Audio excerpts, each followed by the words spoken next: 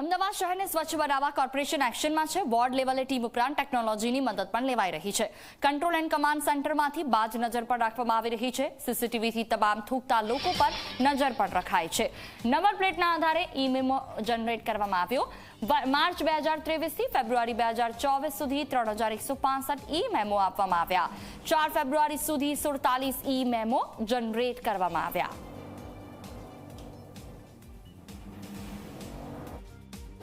અમદાવાદ શહેરમાં જાહેરના થૂકનારા સામે જે પ્રમાણે મ્યુનિસિપલ કોર્પોરેશને પોતાની ઝુંબેશ કડક કરી છે, વિવિધ ટીમો તો આ મામલે કાર્યવાહી કરી રહી છે, પરંતુ પાલડી સ્થિત કમાન્ડ એન્ડ કંટ્રોલ સેન્ટર આવેલું છે, એટલે કે સ્માર્ટ સિટી અંતર્ગત જે વિશેષ સીસીટીવી મોનિટરિંગ કંટ્રોલ રૂમ આવેલું છે, ત્યાંથી પણ વ્હીકલ પર બેસીને જે પ્રમાણે લોકો થૂકતા હોય છે, આપ જોઈ શકો છો સામેની સ્ક્રીન ઉપર આ જે મોનિટરિંગ થઈ રહ્યું છે। 3 સવારી છે એક વ્હીકલ ઉપર ને તે વ્યક્તિએ તુરંત થૂક્યું એટલે તેનો જે નંબર છે, નંબર પ્લેટ છે, તેના આધારે તુરંત તેને આઈડેન્ટિફાય કરી લેવામાં આવ્યું છે। અહીંયાથી આ પ્રમાણે જે કર્મચારી છે તે અહીંયાથી જોઈ શકાય છે કે તે નંબર પ્લેટ નો નંબર છે તેના આધારે આખી તેને ઈ મેમો જનરેટ કરવાની જે પ્રક્રિયા છે તે કરી રહ્યા છે। એટલે એકવાર નંબર પ્લેટનો જે નંબર છે તે અહીંયા સ્ક્રીન ઉપર આવી જાય તે સાથે જ દંડનીય કામગીરી શરૂ કરી દેવામાં આવે છે।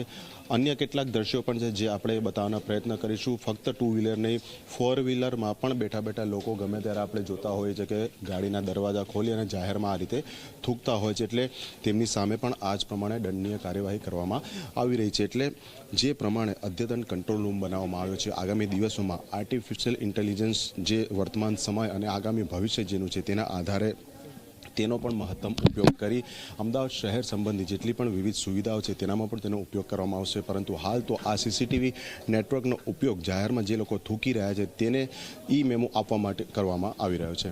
કેમેરા પર્સન મુકેશ ચૌહાણ સાથે અર્પણ કાયદાવાલા, ઝી મીડિયા, અમદાવાદ।